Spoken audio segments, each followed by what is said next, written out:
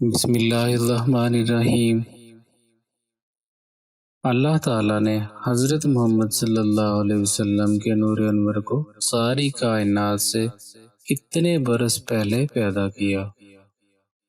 حضرت جابر بن عبداللہ رضی اللہ عنہ فرماتے ہیں کہ میں نے بارگاہ رسالت مآب صلی اللہ علیہ وسلم میں عرض کیا، میرے ماں باپ آپ صلی اللہ علیہ وسلم پر فدا ہوں، مجھ کو خبر دیجئے کہ سب اشیاء سے پہلے اللہ تعالیٰ نے کون سی چیز پیدا کی؟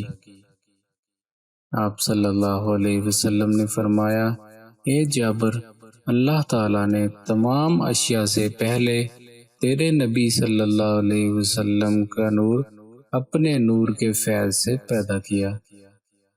پھر وہ نور قدرت الہیہ سے جہاں اللہ تعالیٰ کو منظور ہوا سیر کرتا رہا، اور اس وقت نہ لوح تھی، نہ قلم تھا، نہ بہشت تھی، نہ دوزخ تھی، نہ فرشتے تھے، نہ آسمان تھا، نہ زمین تھی، نہ سورج تھا، نہ چاند تھا، نہ جن تھے، نہ انسان تھے۔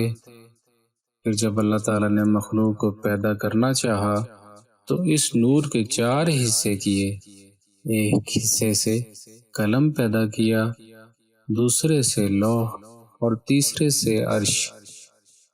دوسری روایت میں ہے، حضرت عرباس بن ساریہ رضی اللہ عنہ سے روایت ہے کہ نبی کریم صلی اللہ علیہ وسلم نے ارشاد فرمایا کہ بے شک میں حق تعالیٰ کے نزدیک خاتم النبیین ہو چکا تھا، اور حضرت آدم علیہ السلام ہنوز اپنے خمیر ہی میں پڑے تھے، یعنی ان کا پتلا بھی تیار نہ ہوا تھا۔ حضرت ابو ہریرہ رضی اللہ عنہ سے روایت ہے کہ حضور کریم صلی اللہ علیہ وسلم سے پوچھا،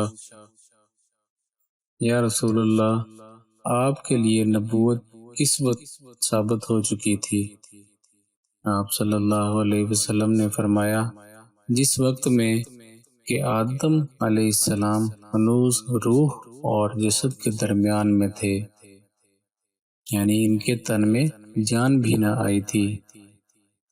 حضرت علی بن الحسین یعنی زین العابدین رضی اللہ عنہ سے روایت ہے، وہ اپنے باپ حضرت امام حسین رضی اللہ عنہ اور ان کے جد امجد یعنی حضرت علی رضی اللہ عنہ سے نقل کرتے ہیں کہ نبی کریم صلی اللہ علیہ وسلم نے فرمایا، میں آدم علیہ السلام کے پیدا ہونے سے 14,000 برس پہلے اپنے پروردگار کے حضور میں ایک نور تھا۔ اللہم صلی وسلم علی نبینا محمد۔